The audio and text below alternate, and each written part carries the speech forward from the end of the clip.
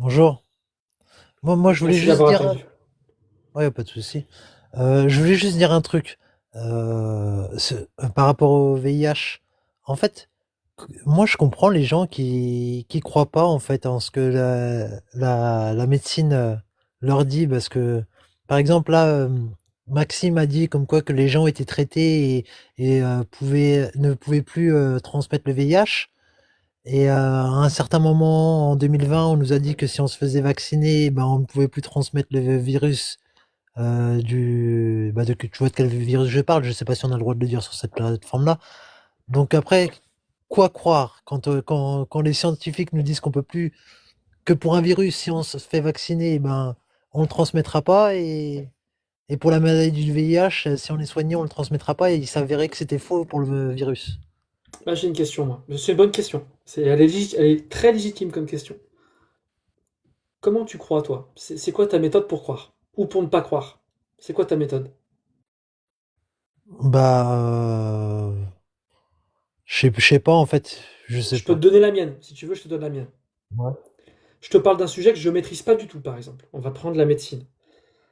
Tu vas, tu vas entendre une information. J'ai grandi dans les années 90 et moi, dans ma tête, le VIH, je savais même pas que ça existait. Il y avait le sida.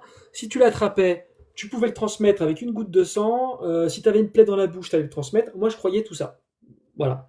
Et je voyais le téléthon pour le sida et les campagnes pour le sida. Et voilà, j'avais très peu d'informations, je ne me renseignais pas. Donc j'avais une vision complètement naïve du truc. Maintenant, j'ai 34 ans, je suis en 2025, et j'entends des personnes séropositives, militantes, qui m'expliquent qu'il y a un consensus scientifique et qu'en fait, il y a des traitements pour le VIH qu'on peut vivre avec parfaitement normalement. Il faut juste prendre un traitement. Et il y a des examens réguliers pour voir que tout va bien. Et on ne peut pas le transmettre. Et il n'évolue pas en sida. Est-ce que j'ai des raisons de ne pas y croire à ce stade-là? Non, mais t'as des raisons de croire en ce qu'on te dit. T'as J'ai des des raisons de raisons de croire en ce qu'on te croire. dit. Est-ce que je m'arrête là? Bon, maintenant il y a deux choses. Je peux m'arrêter là parce que moi, je dis pas que c'est bien ce que je fais, mais moi je ne me sens pas concerné par ça. A priori, j'ai pas le VIH, donc je me sens pas concerné, donc je la crois. Maintenant, imaginons, ça, je me rends compte de l'argument de Maxime. Maxime, il me dit, oh là là, mais attends, je te donne un argument. Si jamais tout le monde faisait un test une fois par an, on pourrait éradiquer le VIH. Ah, c'est quand même fort comme argument, ça. Ça va peut-être le coup que j'aille vérifier ce que m'a dit ma copine séropositive militante et le copain super séro. C'est peut-être intéressant parce que si ce que dit Pacato est vrai et ce que eux disent est vrai, peut-être que je peux apporter mon truc en plus en me faisant tester. Donc je vais aller vérifier. Et comment je vais vérifier? Eh ben, je vais aller voir le consensus avec l'OMS, etc. Je vais aller voir des sites militants pour le VIH, vous avez compris, de personnes séropositives. Et surtout, je vais aller voir, c'est ce que je fais moi, hein, je vais aller voir des débats de personnes qui sont contre, qui sont oppressives avec les séropositifs. Des personnes qui sont contre ces traitements, comme la personne qu'on a eue avant. Je vais aller écouter des naturopathes. Et je vais comparer. Et il se trouve que quand j'écoute Pacato, quand j'écoute Super Séro, quand je lis l'OMS, eh ben j'ai rien à redire, j'arrive pas à trouver d'erreur. Il y en a peut-être, j'en trouve pas. Par contre, quand j'écoute des naturopathes, il n'y a pas une phrase où il n'y a pas une erreur logique, un mensonge, ou une incompréhension, un sophisme, mais rationnellement et logiquement. Moi, je sais pas, je suis pas spécialiste. Je dois croire qui, pardon, je dois croire Non, qui? je Tous ceux que je j'ai suis d'accord avec vérifiés toi. attends, et que j'arrive pas à débunker, ou les autres qui me proposent autre chose, mais tout est naze, tout est nul à chier.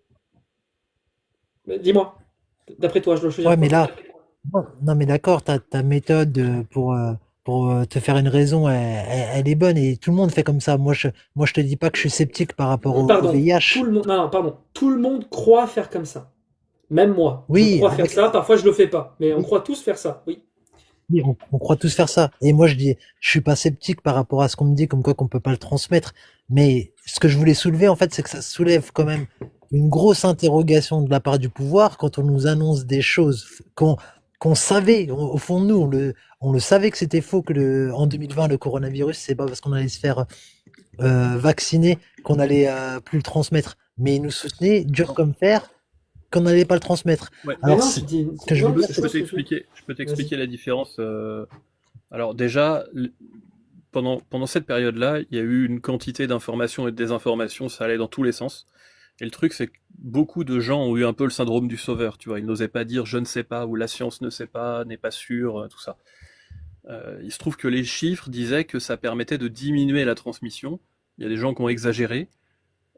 C'était des chiffres qui étaient dans le meilleur de ce qui était disponible à ce moment-là, mais on n'avait pas vraiment de moyens d'avoir mieux. Bon, ça permettait quand même de diminuer la transmission. Il y a des gens qui ont fait une exagération. Il y a des gens qui n'ont pas dit je ne sais pas alors qu'ils n'avaient pas regardé les détails des études. Bon, le truc c'est que la PrEP, c'est dispo depuis 2016 en France, 2012 aux États-Unis, et ça a été créé dans les années 2000. Donc on a non, mais 25 ans d'études sur le sujet. tu vas pas me convaincre que la PrEP c'est une bonne chose ou pas. Moi, je sais que c'est une bonne chose et j'en ai conscience et oui, Mais ça a été c'est pas prouvé ça. avec le temps. Tu expliques la Mais en différence fait, entre les deux cas. ouais, mais moi, 25 ans en fait, d'études sur le sujet. vraiment, ce que je voulais soulever, c'était de la part du pouvoir, les mensonges qui font partir les gens dans tous les sens. C'est ça que Ah, je voulais mais soulever. d'accord. Ok, mais Ça, ça, on est on est d'accord. d'accord. On est d'accord avec toi. On est En fait, le d'accord. problème, c'est que c'est tout le problème. C'est qu'il y a la science, il y a les scientifiques qui ne sont pas la science, et il y a la politique, qui ne sont ni les scientifiques ni la science. Et en fait, tout ça, ça se mélange et ça interagit. C'est pour ça que c'est aussi compliqué. Euh, et, et en fait, tu as des scientifiques qui peuvent totalement être à contre-courant dans la science. C'est pas pour autant qu'ils ont raison ou qu'ils ont tort. C'est pour ça qu'on prend le consensus. Ça, c'est logique. C'est plus prudent de croire une majorité de personnes qu'une minorité, avec des arguments solides, hein, je veux dire. Ok.